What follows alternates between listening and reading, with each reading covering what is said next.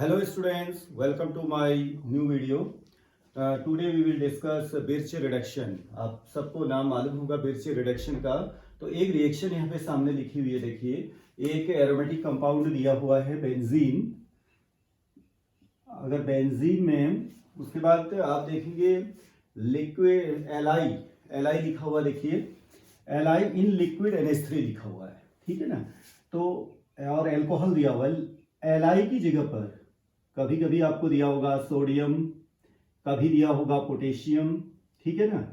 ये सब भी दिए होंगे तो रिएक्शन सेम ही रखनी है। और कभी कभी क्या भी होगा, देखिए ये अल्कोहल जो है नहीं भी दिया होगा, ठीक है। जैसे हाई टेम्परेचर होगा तो हो सकता है अल्कोहल वहां पर न दिया हो और केवल क्या दिया होगा, Li liquid NH3, Na liquid NH3, potassium liquid NH3।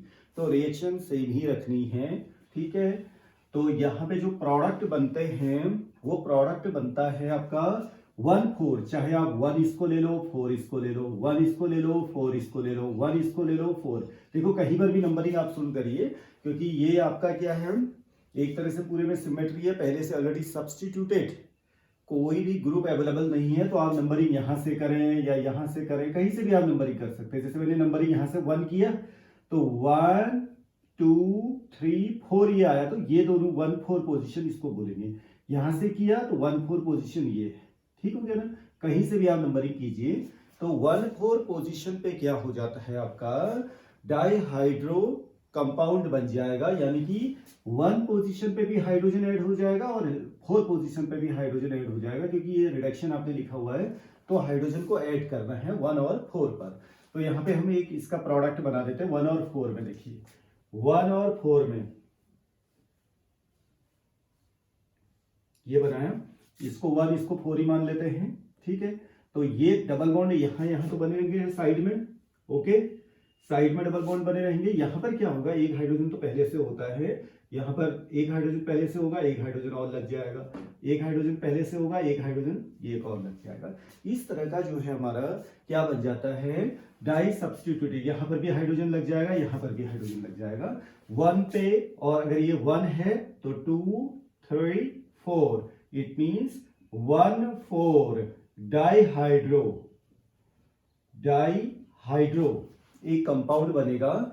और ये होगा आपका क्या, 1,4 पे अगर लगेगा तो बताइए कॉन्जुगेशन है या नहीं है। देखिए कॉन्जुगेशन होगा, डबल बॉन्ड सिंगल सिंगल, 2 बार सिंगल है, तो ये आपका पहले तो देखिए कॉन्जुगेशन था, double bond single bond double bond, alternate आपका डबल बॉन्ड आ रहा है तो उसको हम कॉन्जुगेशन कहते हैं। जैसा कि बेंजीन रिंग में आप देख रहे हैं, वहां पे जो इसका जब कंपाउंड बनेगा, बिर्च रिडक्शन का जो कंपाउंड बनेगा, वो आपका जब 1,4 प्रोडक्ट बन जाएगा, डाइहाइड्रो प्रोडक्ट बन जाएगा आपका, तो इसमें कॉन्जुगेशन क्या हो जाएगा, खत्म हो जाएगा। तो इसको अनकॉन्जुगेटेड डाइईन बनेगा आपका, ओके, अनकॉन्जुगेटेड डाइईन बनेगा। समझ में आ गया ना। 1 और 4 पोजीशन पे आप जो है एक एक हाइड्रोजन ऐड करेंगे तो वहां पे डबल बॉन्ड की कोई गुंजाइश नहीं रहेगी। जहां पे हाइड्रोजन ऐड नहीं करेंगे वहां पे देखिए आपने यहां हाइड्रोजन ऐड कर दिया, यहां हाइड्रोजन कर दिया, तो इसके डायरेक्ट में तो कोई डबल बॉन्ड की पोजीशन आपको नहीं मिलना है, ठीक है। तो बचता क्या, ये 2 पोजीशन और ये 2 पोजीशन। इस तरह से भी आपको प्रोडक्ट का आइडिया लगा लेना चाहिए। अब इसकी मैकेनिज्म मैं आपको बता देता हूं। देखिए मैकेनिज्म काफी इंटरेस्टिंग है। तो सबसे पहले हम देखिए स्टार्टिंग क्या दिया हुआ, बेंजीन यहां पे दिया हुआ है, benzene double bond double bond double bond. तो हमेशा आपको क्या याद रखना, देखिए जो मेटल दिए जाते हैं आपको, खास तौर पे यहाँ पे आपको कौन सा मेटल दिया हुआ है, एल्कली मेटल्स दिए हुए हैं, Li Na K, ठीक है ना।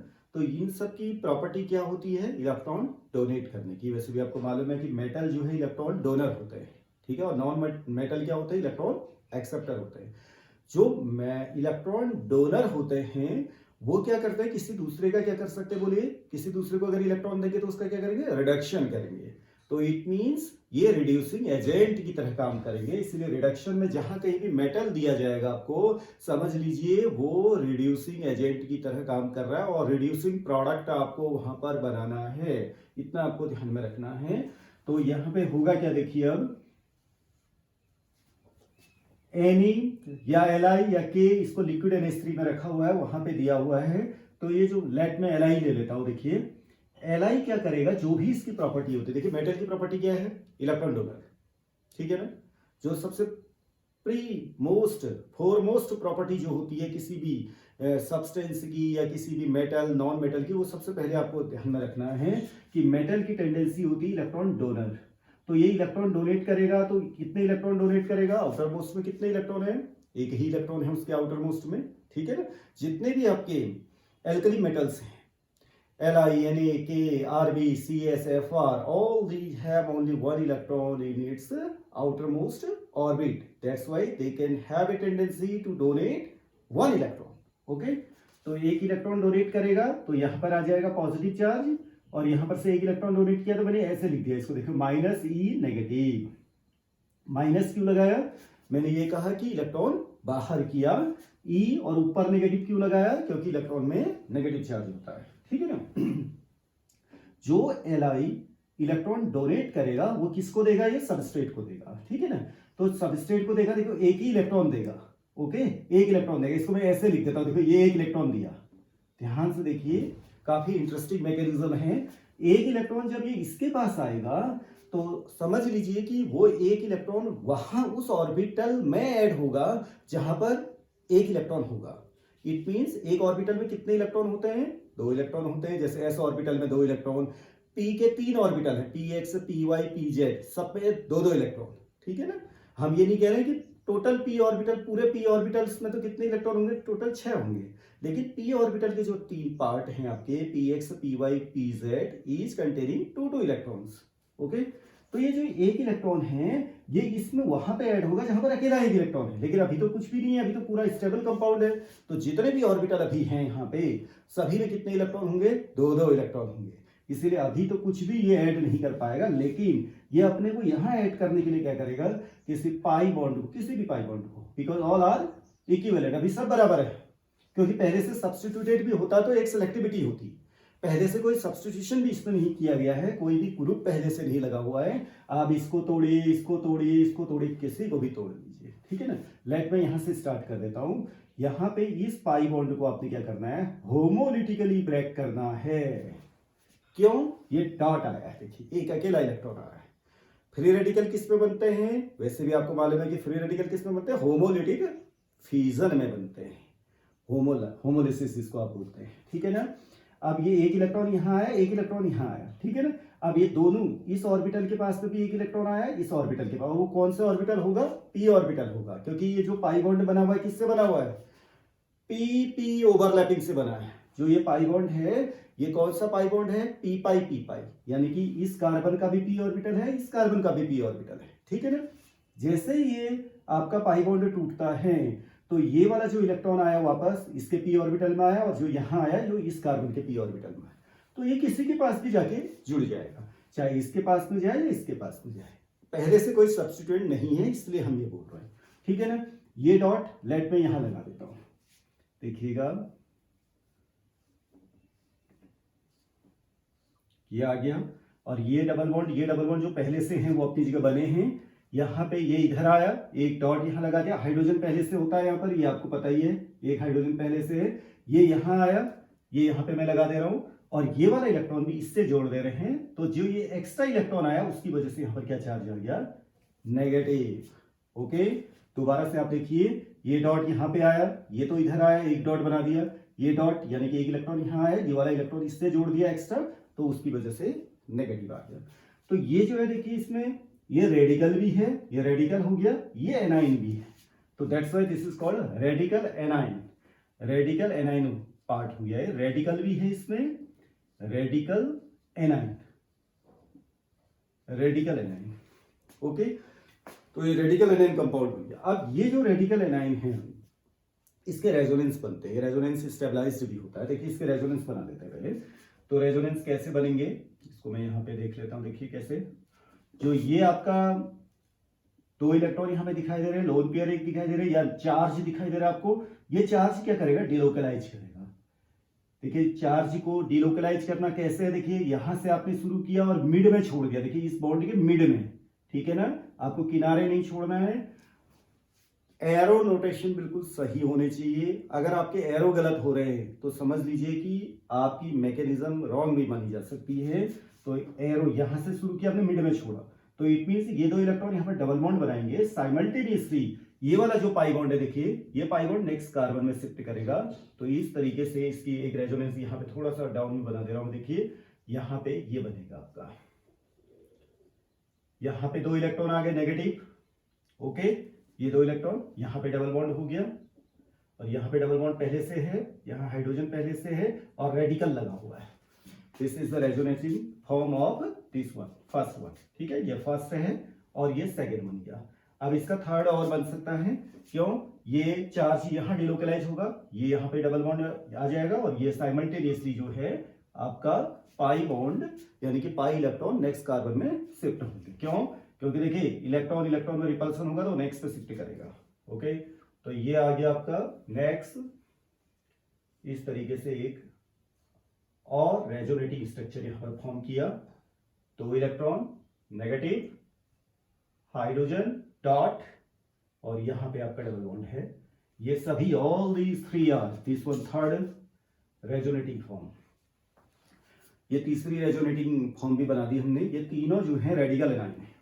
ओके, तो अब आप ये देखेंगे कि इसके बाद का जो नेक्स्ट स्टेप होगा, कभी भी याद रखिएगा, जो भी रेजोनेटिंग फॉर्म बनती है जब आप रिएक्शन कर रहे होते हैं, कोई एक ऐसा स्ट्रक्चर डेवलप होता है ड्यूरिंग द रिएक्शन मैकेनिज्म कि जिसके रेजोनेंस बन सकते हैं। तो आप उनके जितने भी रेजोनेंस बन सकते हैं आप उनको बनाइएगा।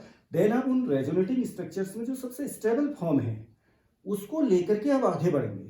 आप अनस्टेबल को लेकर के आगे नहीं बढ़ेंगे। अगर ये तीन इसकी रेजोनेंस फॉर्म है तो इनमें जो सबसे स्टेबल फॉर्म होगी ना वही आगे का स्टेप शो करेगा, अदरवाइज जो है दूसरे से प्रोडक्ट नहीं बनेगा, और बनाएंगे भी तो रॉन्ग प्रोडक्ट बनेगा। ओके, अब आपको कैसे पता चलेगा कि उसमें स्टेबिलिटी है, किसमें स्टेबिलिटी है, वो फैक्टर पता चलता है एनर्जी पॉइंट ऑफ व्यू से, ठीक है, रिपल्सन, ठीक है, एट्रैक्टिव फोर्स, ये सब चीज़ें आपको देखनी होती हैं। इंडक्टिव इफेक्ट है, रेजोनेटिंग इफेक्ट है, इलेक्ट्रोमैग्नेटिक इफेक्ट है, ये कुछ फैक्टर्स हैं। और आपने देखा होगा कि कहीं पर जैसे बल की ग्रुप है उसको भी आपको देखना होता है। ये बहुत सारी चीज़ों को साथ पे रख करके आपको उसकी स्टेबिलिटी को पता लगाना होता है। जैसे आप देखते हैं कार्बोनियम आयन है, primary, secondary, tertiary, tertiary is most stable carbonium ion, ठीक है। अगर एनाइन है, नेगेटिव है, तो कौन सा, primary is most stable. Free radical है तो tertiary free radical is most stable, ठीक। तो कुछ फैक्टर्स हैं अब उनमें वो उनकी स्टेबिलिटी कैसे है ये भी आपको मैंने पहले किसी लेक्चर में बताया है कि जैसे tertiary carbonium ion most stable है। क्यों, उससे लगे हुए जो तीन ग्रुप हैं जो प्लस आई इफेक्ट शो करते हैं या प्लस एम इफेक्ट शो करते हैं, जहां पर भी जैसी पोजीशन होगी उसके अकॉर्डिंग, ठीक। इन तीनों में अगर आप देखें, आप देखेंगे ये डॉट और ये डॉट, देखिए यानी कि दो इलेक्ट्रॉन और एक इलेक्ट्रॉन ये आपस में अगल बगल में है, नेबरिंग कार्बन में है, तो इन दोनों के बीच में रिपल्सन होगा, ठीक हो गया ना। एक रिपल्सन ये हो गया। फिर दूसरा आप देखेंगे यहाँ पर एक रिपल्सन इस और इसके बीच में रिपल्सन होगा, और एक रिपल्सन इस और इसके बीच में होगा। तो बताइए सबसे ज्यादा रिपल्सन किस में होगा, क्योंकि ये तो नजदीक है, देखो इन दोनों में ज्यादा होगा। सबसे कम किस में होगा, इसमें जो उल्टे अपोजिट में है, देखिए एक दूसरे के अपोजिट में। तो इट मींस जो नेक्स्ट प्रोडक्ट बनेगा वो इसको लेकर के आगे जाएंगे।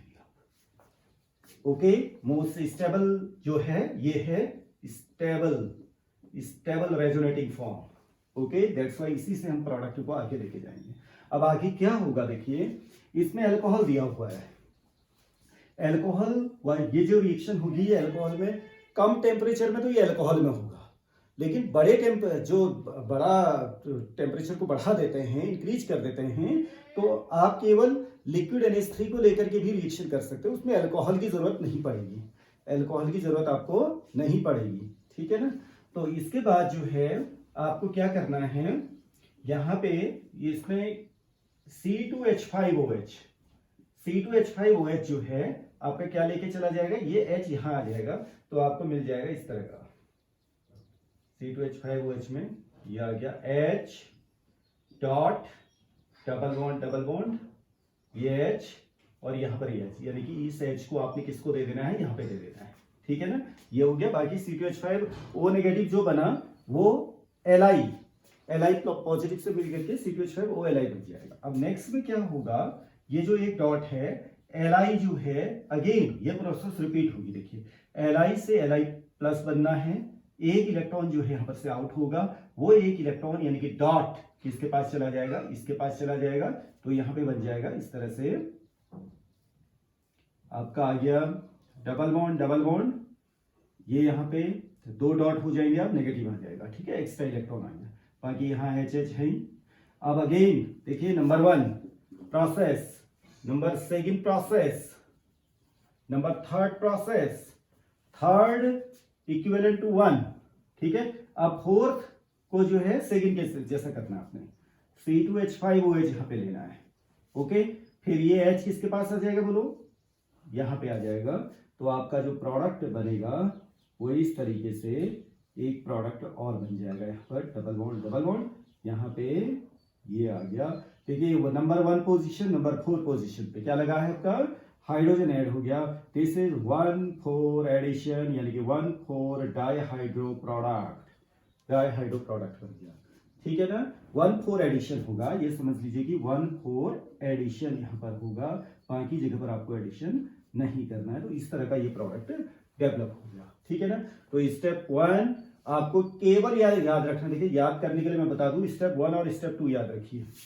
पहले में जो भी मेटल दिया होगा वो इलेक्ट्रॉन लूज करेगा, वो किसको दे देगा, रिंग को दे देगा, ठीक है ना, कोई भी एरोमेटिक कंपाउंड हो सकती है।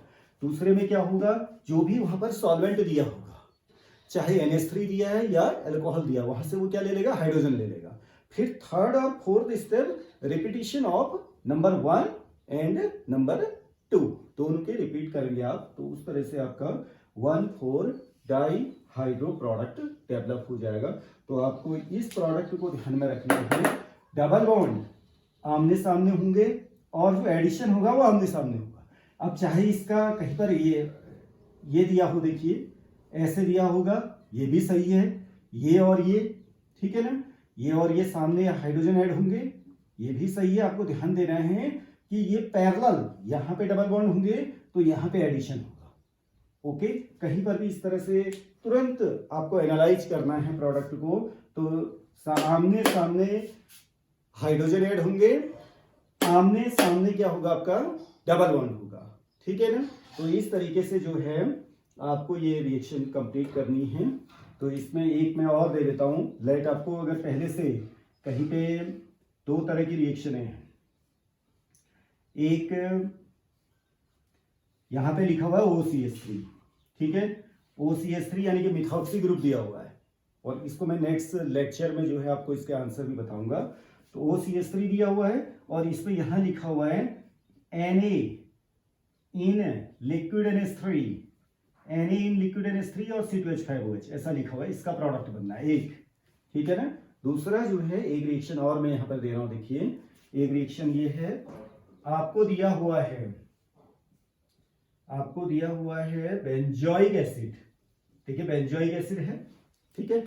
बेंजोइक एसिड में भी जो हमने यहां पर लिखा हुआ है Na in liquid NH3 C2H5OH solvent, उसी तरह से यहां पर भी लेना है आपने Na या Li, Na in liquid NH3 और C2H5OH question mark.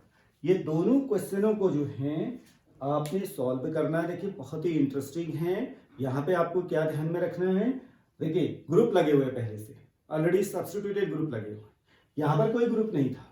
Mechanism same इसी तरह से फॉलो होगी, लेकिन जो आपने डाइहाइड्रो प्रोडक्ट बनाया है, इट मींस जो हाइड्रोजन ऐड किए हैं आपने, और जो डबल बॉन्ड की पोजीशन आपको दिखनी है कि फाइनल प्रोडक्ट में क्या दिखेगी, वो इस पर भी डिपेंड करेगा कि लगे हुए ग्रुप कौन है, ठीक है। तो इसमें कुछ प्रैक्टिस की जरूरत पड़ेगी आपको। लगा हुआ ग्रुप देखिए यहाँ OCH3 है, ठीक है ना, यानी कि मिथॉक्सी ग्रुप है। मिथॉक्सी ग्रुप क्या होता है, आपने देखा होगा मिथॉक्सी ग्रुप में यहाँ पर देखिए ऑक्सीजन के पास में 2 लोन पेयर है, ऑक्सीजन के पास में 2 लोन पेयर है ना। तो ये बताइए जो मिथॉक्सी ग्रुप होता है वो बेंजीन के साथ में अगर अटैच है तो इलेक्ट्रॉन डोनर होगा या इलेक्ट्रॉन विड्रॉइंग होगा, तो ये होता है इलेक्ट्रॉन डोनर, ठीक है ना। तो इलेक्ट्रॉन डोनेटिंग ग्रुप अगर होगा तो प्रोडक्ट में 1,4 एडिशन अलग तरीके से होगा और अगर वहां पर लगा हुआ है आपका, ये देखिए COH ग्रुप कैसा होता है, इलेक्ट्रॉन विड्रॉइंग ग्रुप होता है। ये बेंजीन रिंग से इलेक्ट्रॉनों को क्या ले लेता है, अपनी ओर को खींच लेता है। जब वो बेंजीन रिंग से इलेक्ट्रॉनों को अपनी ओर खींचेगा तो उसमें क्या हो जाएगा, आपका ये इलेक्ट्रॉनों की डेफिशिएंसी कहीं पर्टिकुलर पोजीशन पे होगी, ठीक है ना। तो इसकी वजह से यहाँ पे जो आपका बिर्च रिडक्शन का जो प्रोडक्ट बनेगा, वो बिर्च रिडक्शन का प्रोडक्ट जो है एडिशन में जो 1,4 एडिशन हाइड्रोजन आप ऐड करेंगे वो डिफरेंट जगह पर करेंगे, और वहां डबल बॉन्ड की पोजीशन और इसकी डबल बॉन्ड की पोजीशन अपने आप ही अलग अलग हो जाएगी। क्लियर हो गया ना। तो इलेक्ट्रॉन विड्रॉइंग ग्रुप और इलेक्ट्रॉन डोनेटिंग ग्रुप दोनों का इफेक्ट भी यहाँ पर पड़ेगा। इलेक्ट्रॉन डोनेटिंग होगा तो हाइड्रोजन अलग जगह पर लगाना है, कहाँ पर लगाना है वो आपको एनालाइज करना। देखिए कैसे आपको एनालाइज करना है, देखिए मैं थोड़ा सा हिंट आपको दे देता हूँ। नेक्स्ट लेक्चर में जो है इसके आंसर हमें चाहिए, मैं इसको डिस्कस भी करूंगा। देखिए लोन पेयर अगर बेंजीन रिंग की तरफ जाएगा तो आप देखेंगे कि इलेक्ट्रॉन की डेंसिटी कहाँ पर जो है कम होती है, कहाँ पर ज्यादा होती है। उसकी वजह से जो है जो ये डॉट लगना है वो वहां पे लगेगा जहां पर इलेक्ट्रॉनों की डेंसिटी जो है क्या है, कम है। उस तरह से आपको देखना पड़ेगा, ठीक है ना। ये डॉट कहां पर किसकी पोजीशन होनी है, इसकी पोजीशन कहां होनी है, वो ये डिसाइड करेगा। समझ में आ गया ना। वैसे ही COH ग्रुप भी दिया हुआ है। COH ग्रुप में ये इलेक्ट्रॉन विड्रॉअर है, तो इलेक्ट्रॉन विड्रॉअर है तो जहां पर इलेक्ट्रॉनों की जरूरत होगी वहां पे ये लगेगा डॉट, वो आपको ध्यान में रखना है, तभी जाके प्रोडक्ट ये फाइनल होंगे। तो ये now see you in next lecture. Okay, thank you very much.